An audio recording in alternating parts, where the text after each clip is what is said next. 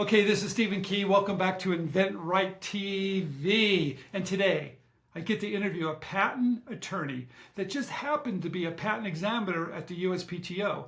And he shares his secrets on how you can almost guarantee your patent will be issued at the USPTO. So please watch this video.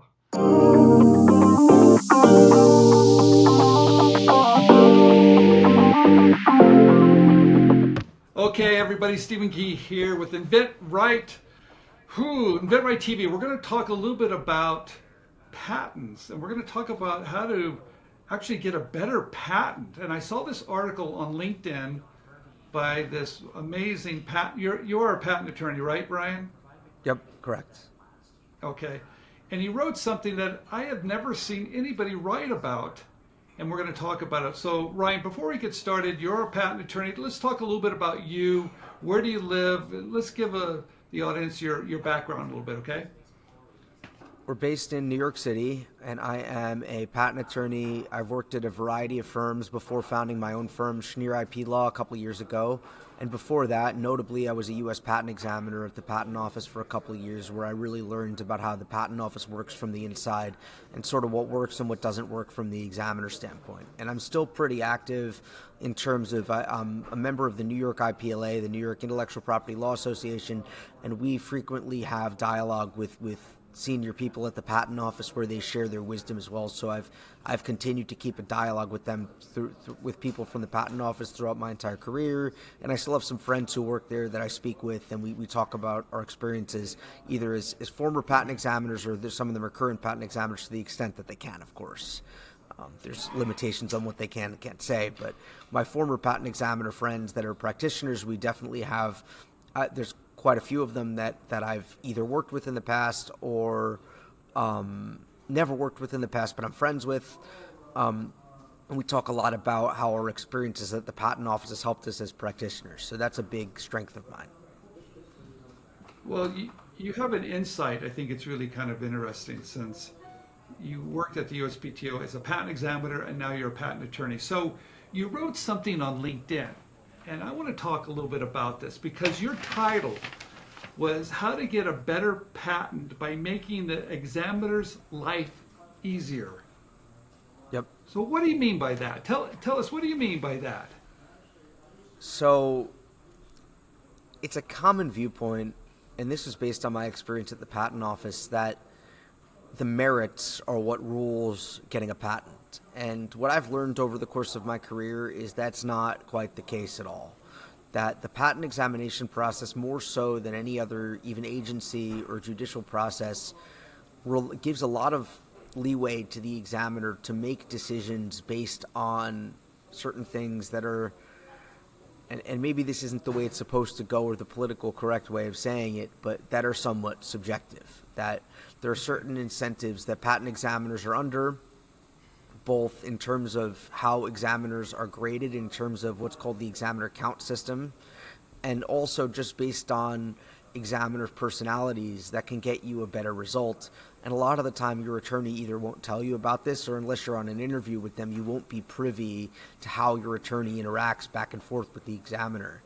Like, you'll see the patent application, you'll see the responses that were filed, but you won't really understand how the strategy that your attorney takes impacts the ability for the examiner to understand where you're coming from and as a human being. You know, at the end of the day, these examiners are human beings just like you and me, and they are not like judges where they're constrained to, judges are of course also human beings, but the system of the Patent Office back and forth is more informal, so that examiners can have a little bit more leeway to decide in your favor or not in your favor based on certain things that some people might consider subjective. Wow. So wait a minute. So you're talking about they're just people. And, yeah, I know, and shocker, how you treat right? them might affect if you get a patent or not. Yep. Oh, yeah. Okay. All right. Yeah, it might. That's kind of interesting, because I have learned through all the applications I have filed that I like to have my patent attorney or patent agent. I need for them to have a great bedside manner, meaning they could work with the patent examiner, or when they do the interview, if you have an office action, that they can actually get things done. They've got a great personality and they know how to speak to the examiner without making them mad. Am I right about that? That's 100% right. So a lot of attorneys will come in and treat it like it's a court proceeding. And as a result, they'll say, oh, the attorney's wrong, or the examiner's wrong, or the examiner misapplied the law, or the examiner erred.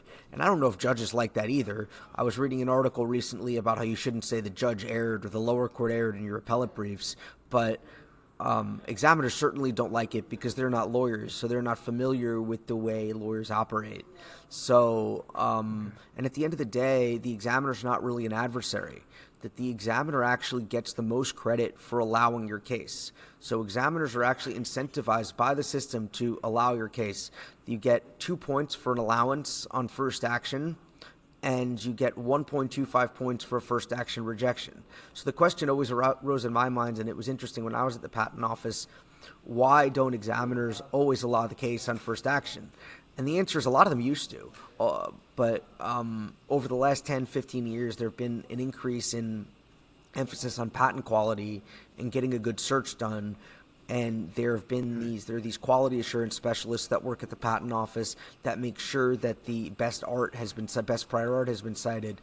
And as a result, examiners can become fearful that if they don't have a rejection first and they don't force the applicant to respond or file information disclosure statements, that they might grant an invalid patent.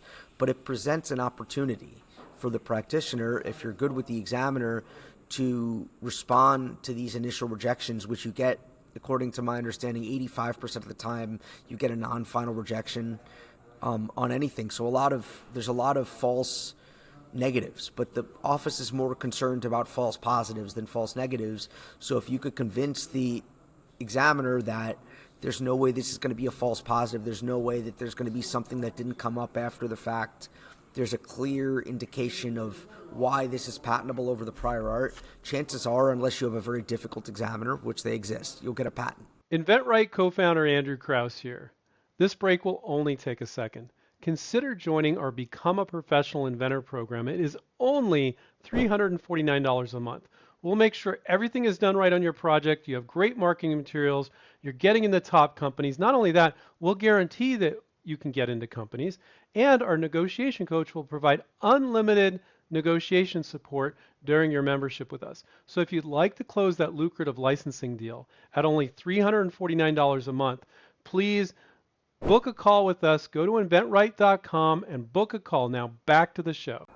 I want to talk a little bit about, it's interesting. You said there's a point system and they're incentivized to allow these patents to be issued. Talk about the patent. What's the point system? What does that mean? So all of the examiners are graded based on, because there's a large amount of applications that examiners have to process. So like a lot of other jobs in the government and other areas, there's a quota. And you get graded on how fast you push these cases off your docket. But there's also what the patent office also understands, that because we need quality, that there's also other checks in place to make sure examiners aren't just churning out low quality work, because there's hundreds of thousands of patents filed every year and the office needs to get them off their desk. Even with this system, there's now a record high backlog going back a couple of years, and they've had a lot of problems with backlog in the past. So there needs to be a way to push these out, but then there's the trade-off to make sure that they get examined properly. So that's what this point system accomplishes. So if they get more points, do they get a bigger bonus? Is that where that kind of leads, or not? Sometimes yes, but it's not really sustainable. They also get graded on how they manage their docket, and they also get graded on errors. So especially once you get to a senior level, examiners actually get to sign their own cases at a certain level, and if they make too many errors, it will impact their ability to get promotions and bonuses as well. So the examiners are also required to push these cases out, but do it in a way that's thorough. And there was a lot of, when I was at the office, there was a lot of emphasis put on putting cases out without errors that didn't get pulled. because if you did, then you would also get reprimanded as well. But the carrot was always sort of the production, and the stick was always sort of the error. So, and fear sometimes motivates people more than reward. So that's why a lot of the time it's safer for an examiner to reject your case, to take the 1.25 and not have to worry about getting potentially reprimanded for pushing things out too quickly. Okay. Let's talk a little bit about, you can look up a certain patent examiner's issuing rate.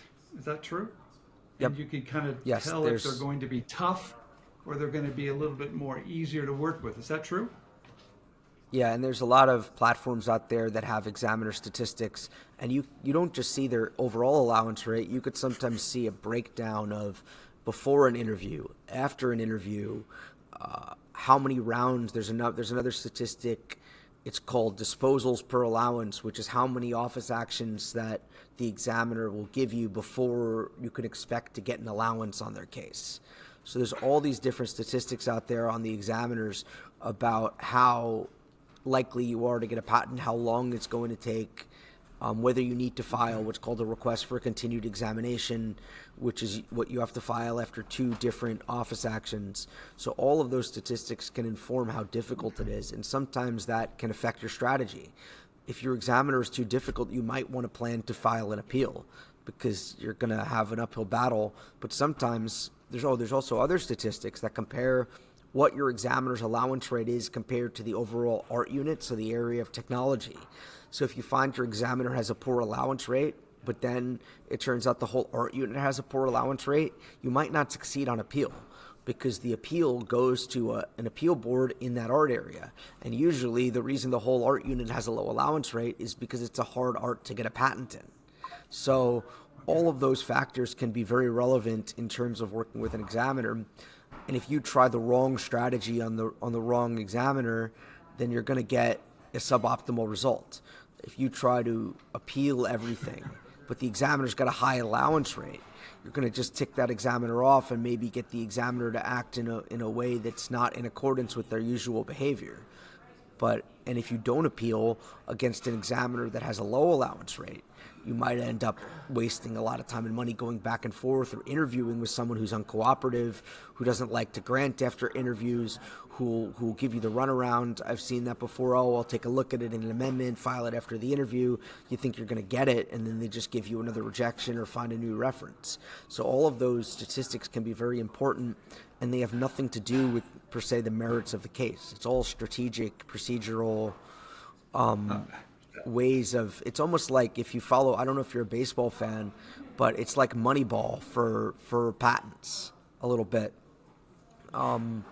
Like the teams that didn't have the highest payrolls, that can't afford to have the best overall players, like if you can't afford to have the patent that's drafted for an enormous amount of money with 50 drawings and all this disclosure and all this money behind it from a top law firm, sometimes the best thing to do is to do Moneyball, which is to fill, to just like the Oakland A's did in that movie, which was to, get a couple of players that are really good at really good at getting on base, or really good at hitting home runs, and then just find the best strategy for that particular moment. So, and tailoring that to the examiner. So if you can't afford to spend an enormous amount of money on an application, but you have an examiner that's amenable to interviewing, then you might be able to use interviews strategically, or you might want to appeal quickly and win on appeal. So there's a variety of routes that you could take depending on the case, and you could look at the statistics there's a couple of places that sell them online, that a couple of resources that you could look at to see the statistics, to see what results would be best. You had also mentioned that if you've got multiple inventions in your application, that makes it a little bit more difficult too, right? And that you might want to, focus on one and maybe keep the other ones, make them a different application. Is that true? Right. I mean, you have to be mindful, of course, of the filing date requirements, but it's common for inventors to want to put everything in one application. And a lot of the time, the patent office wants to file a restriction requirement. So they actually are allowed to split it up. So you might have to split it up anyway. And a lot of the time, you can file, the examiner would be a lot happier. Of course, there's additional costs associated with it, but filing multiple up front with similar applications and similar and different claims with some changes to each one of them, and you could basically get the same cost, but you would have to pay for them a little bit up front rather than splitting them up. But examiners don't usually like to issue these restriction requirements because it delays the examination and prevents them from examining the whole thing. They do like them after. So once you file the divisional application after with the other set of claims, then the examiners do like those because it's easier for them to get the points because they've already looked at something similar. But a lot of the time, it might be better to file multiple so that each of them could get the treatment it deserves. And a lot of the time, the claims on the other ones that you put in at the end are not as well thought out. So you might end up with a situation where you basically get the second set of claims allowed for the same reason you had the first set of claims allowed, which could just mean multiple patents on basically one inventive concept, even though they consider them different inventions. So those are all things to keep in mind. I don't know if there's a clear-cut answer, but sometimes examiners don't like to see multiple inventions in one application because they wonder whether one of them is the real invention and then the other ones are sort of just throwaway. But if you filed 3 different applications, you might be able to get 3 different scopes of coverage, potentially. Hey, Ryan, what you're talking about, I've been filing applications for years, but I don't think I ever asked my patent practitioner about how they handle the patent examiner or the strategy. Is that something I should be asking? Or can I Maybe. just tell by their record of how many patents are getting issued they're doing a good job? What's the best way to make sure that if I'm going to hire someone, they have that level of experience to really navigate those waters? It's hard to see about what to ask them, but I would say if your attorney is recommending different strategies to you, that's usually a good sign. So if your attorney is saying, hey, we should file a response and this is the strategy we should take in the response, and if we don't get it, we could appeal. Or we should file this response, and then if we don't get it, let's have an interview. Or we should interview this examiner, and if their reasoning is informed by statistics. So it's a very good sign if the attorney goes, I looked at this examiner's numbers, and the examiner has a 80% allowance rate, so let's see if we could argue without amending the claims. And see if we could just persuade the examiner because they might be more amenable to that. Or they might say this examiner's got a 10% allowance rate. Let's put our best argument forth and prepare to appeal right away. Those are usually good signs, but it's hard to know as an inventor exactly how to ask the attorney, are you good with the examiners or not? It's more that you would see that the attorney is savvy. And I know quite a few attorneys that are in my network that I'm colleagues with that are very good at that do advise, and I've done that with my clients as well, where I've said this is our best strategy based on this examiner. It doesn't look like this examiner is going to be very favorable, so we should plan on appealing. Or I've said it looks like this examiner is going to be amenable, so we should keep trying. Or this examiner's got better numbers after an interview, so we should interview. So all of those things are good things to look for. So, as for your question about, I just want to answer the other part of your question about the track record. If the examiner gets a lot of patents granted, what it doesn't say is how long, how many times it took, and then what are the claims that they got. So that's never going to show up. So, good point. So that's the big value add, is that you could get better claims and you could do it cheaper and faster, because there's also 20 years of patent term. So the longer you go on back and forth, unless the office made a mistake, it could eat into your patent term, which could be very valuable towards the end. So you don't want to waste any time. So all of those things matter. I'm curious. I just had a patent fast-tracked and it got issued or allowed within 4 months. No office actions, and we were kind of surprised. And the examiner, if you looked at his record, it was very poor that he allowed anything. It's like 80 over 80%. So we were pretty happy that it went through with someone that was so tough. Am I reading that right when they told me that this guy is tough as nails, but we still got it through? Yeah, the fast track program has an enormous amount of boost and success. So if you can file the petition and are willing to spend the extra money, but then also there's the other types of fast track programs where they don't cost extra money. There's one that a lot of people don't know about for first time filers that they just renewed through the end of the year, where if it's your first time filing a patent, you could do it without an additional fee to get into the fast track program. So those programs, for whatever reason, I have a couple of theories. One is that I think examiners subjectively see that it's more important. They think if the applicant's willing to spend the time and money, that they are willing to, that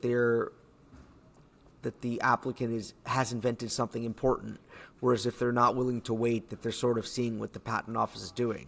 But the other reason is, from the internal perspective, is that the fast track cases show up on the examiner's what's called the special docket. And I know this from when I was an examiner, and they have to get to those cases before all of the other cases, and they have to get to them right away. And a lot of the time, the examiner will focus all their time and energy on searching it to move it off their docket. And they don't like cases coming back on their docket as amended special because they only get 0.25 and they have to push those really quickly. So they would rather do a really, really, really good search and allow it right away. Got it. Interesting. So that's probably why, and I've seen in my career that the Track 1 cases get a lot of better treatment than the other ones. It's not just that it's faster, you get a more thorough examination and they get allowed faster. That's amazing. Hey, Ryan, thank you so much for coming on InventRight TV and sharing your knowledge. I think it's opened my eyes up a little bit about how important to understand the temperament, the attitude and of that examiner, and to make sure you're kind of managing that correctly, because they're just people too. Exactly. And just like everyone, they're under different incentives, and incentives are what drive people to act in different ways. The other thing is, I would encourage everyone who watches your channel to go on the USPTO website. They're always having these webinars and educational things about, like, one of them they have is how to think like an examiner and all this other sort of stuff to learn how the patent office works. This stuff is not, and there's also blogs and tons of information out there on the internet about patent examiners. And it's easy to get outraged about, oh, this is how this works and it's not fair and, the government and this and that, but it's sometimes more beneficial to learn how it works and then use it to your advantage, because that could get you a better patent, and it's not going to cost you any time, any extra money. In fact, it's going to save you time and money. And to find an attorney that's savvy on this stuff, it's easy to find an attorney that wants to commiserate with you. And look, I've done it plenty of times. The patent office is ridiculous, this and that. There's so many different rules that I've been practicing for a decade, and every single day I come across a different section of what's the MPEP, Manual of Patent Examining Procedure, that I didn't even think of before. It's a labyrinth. But if you're willing to work with somebody who's saying, let's navigate this rather than let's commiserate together, you usually get a better result. So that's been my experience. Wonderful. Ryan, thank you for coming on InventRight TV. We'll have you back again. Great information. Everyone, please subscribe down below if you haven't already, so we can bring on great guests, just like we brought on Ryan today. So thank you so much, Ryan, and I want to thank everybody for watching InventRight TV.